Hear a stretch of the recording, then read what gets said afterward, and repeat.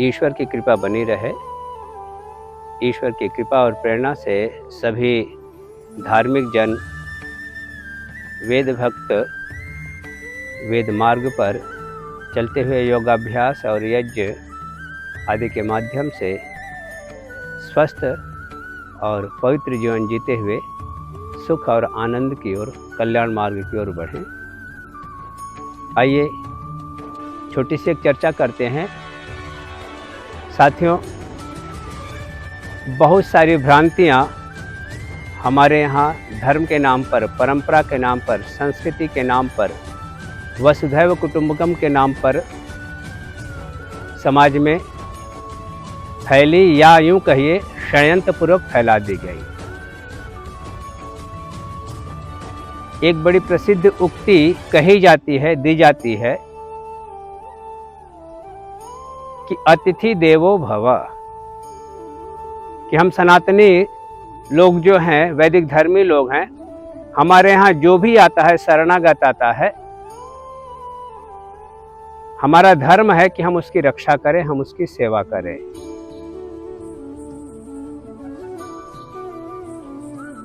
आज इसलिए इस विषय पे चर्चा की आवश्यकता मुझे लगी कि इसका सामान्य अर्थ है कि जो भी हमारे यहाँ व्यक्ति आता है, अतिथि आता है, चाहे वह कोई भी हो, कैसा भी हो, हमारे पास आया, हमारी शरण में आया, तो हमें बताया गया कि उसकी रक्षा करना, उसकी सेवा करना, उसको आश्रय देना हमारा धर्म है।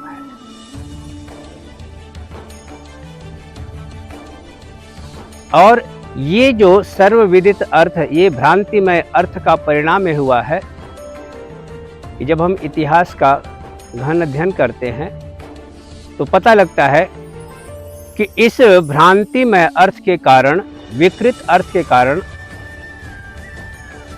हम सनातनियों को बहुत अधिक जो है हानि उठानी पड़ी है, क्षति उठानी पड़ी है। बहुत से ऐसे उदाहरण हैं। तो मैं उन उदाहरणों पे नहीं जाऊंगा। आज हम चर्चा करें कि वास्तव में अतिथि देवो भव का जो वैदिक परंपरा के अनुसार क्या अर्थ है।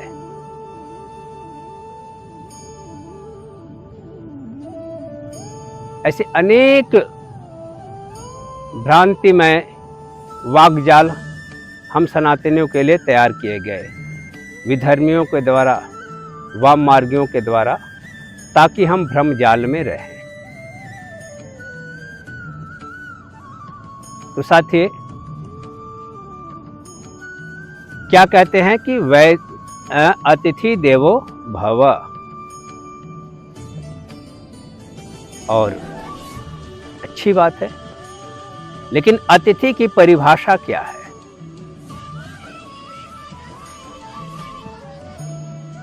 यह हमें नहीं बताया गया।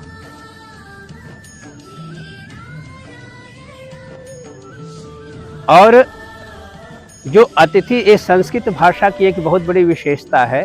इसके अर्थ को क्लियर करने के लिए थोड़ा सा इस पर जानना पड़ेगा हमें। संस्कृत भाषा की यह विशेषता है कि आप शब्द को आगे पीछे कहीं भी प्रयोग कर सकते हैं। विभक्ति के कारण जो है इसके अर्थ में परिवर्तन नहीं आता। रामः गच्छति ग्रामम, रामः ग्रामम गच्छति, गच्छति रामः ग्रामम, ये तीनों वाक्य सही है संस्कृत व्याकरण के अनुसार। और इसी तरह से अतिथि देवो भव को हम अगर इसकी सही व्याख्या करना चाहे तो हम इसको थोड़ा सा आगे पीछे कर करके शब्दों को देखें तो स्पष्ट हो जाता है।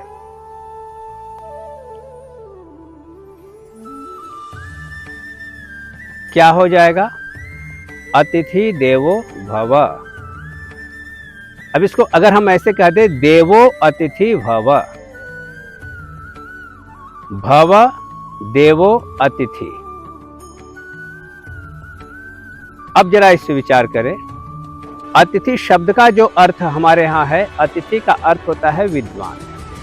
अतिथि का अर्थ होता है सन्यासी, अतिथि का अर्थ होता है अपना संबंधी, अपना मित्र। जो विद्वान है वही अतिथि है, जो सज्जन है, जो धार्मिक है, वही हमारा अतिथि है, और उसी की सेवा करना हम सनातनियों का धर्म है। अब जब इस तरह से विचार करते हैं तो इतिहास में अनेक ऐसे प्रसंग आए। हमारे पूर्वजों ने वीरता के साथ म्लेच्छों को परास्त किया, लेकिन वही म्लेच्छ धूर्तता पूर्वक, कपटता पूर्वक शरण में आकर के आ गया, तो हमने उनको क्षमा कर दिया, और फिर उन्होंने हम पर आक्रमण किया। पृथ्वीराज चौहान और मोहम्मद गोरी की कथा ये प्रसिद्ध है। अनेकों ऐसे उदाहरण हैं। हुमायूं के विषय में भी कहा जाता है कि जब वो परास्त हुआ था, उसने हिंदू राजा के यहाँ शरण ली थी और धोखे से फिर उसी हिंदू राजा की हत्या कर दी।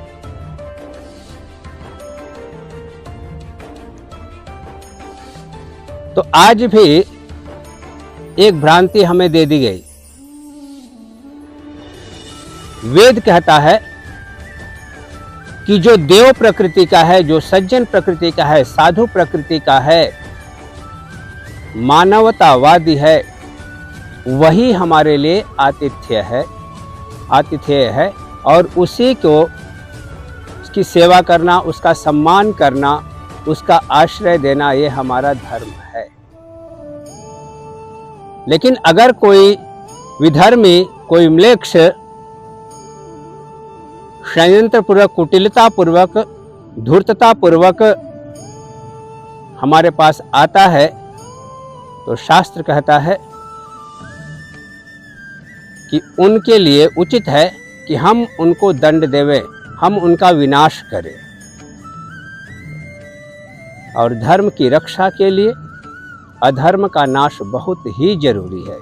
बिना अधर्म के नाश के धर्म की कभी भी रक्षा नहीं हो सकती। इसी तरह से धार्मिक जनों की रक्षा के लिए, विश्व में प्रेम, शांति, सुख, मानवता के संवर्धन, संरक्षण के लिए पापियों का, दुष्टों का, म्लेच्छों का, असुरों का विनाश ही बहुत जरूरी है। और इसीलिए हमारे पूर्वज, राजा महाराजा, विद्वान सन्यासियों के, योग्य पुरोहितों के नेतृत्व में अश्वमेध यज्ञ किया करते थे।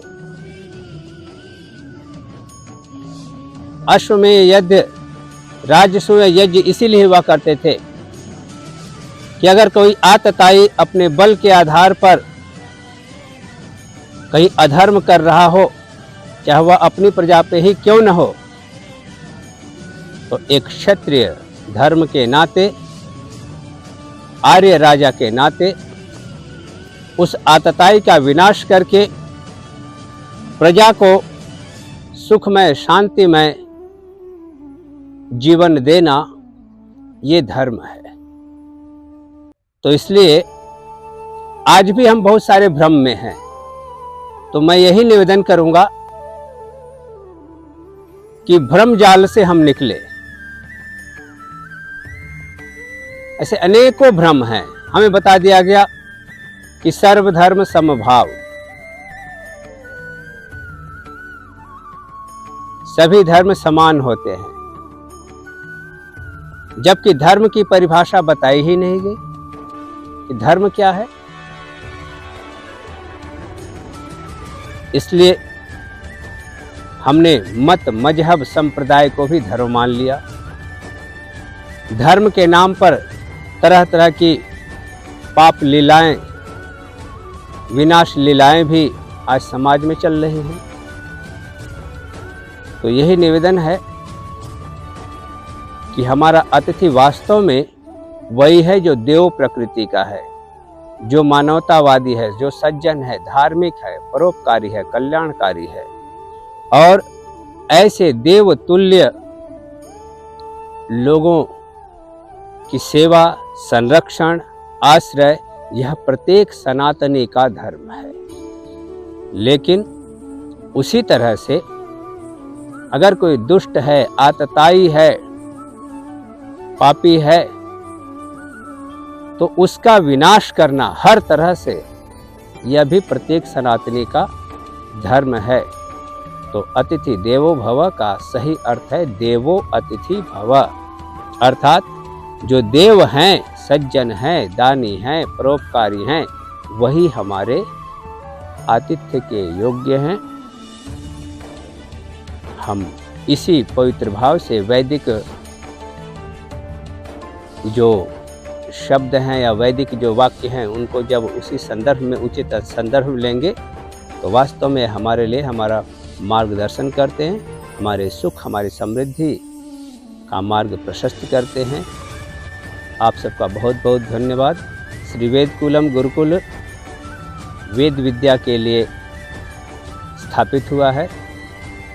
योग, ध्यान, यज्ञ, वैदिक स्वाध्याय, शस्त्र और शास्त्र, ज्ञान, विज्ञान, विविध भाषाओं, भौतिक और आध्यात्मिक हर प्रकार की विद्या के व्यवहारिक रूप से शिक्षण प्रशिक्षण के लिए स्थापित है, अभी निर्माणाधीन है।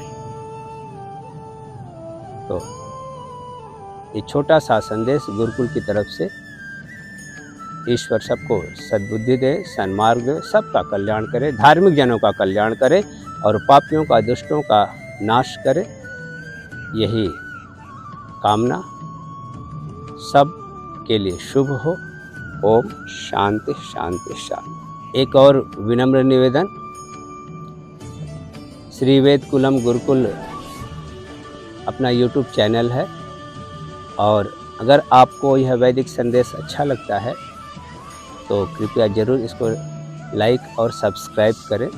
अधिक से अधिक लोगों के बीच में यह वैदिक वाणी पहुँचे ताकि अधिक से अधिक लोग वेद मार्ग पर चल सकें। आप सबका धन्यवाद। ओम।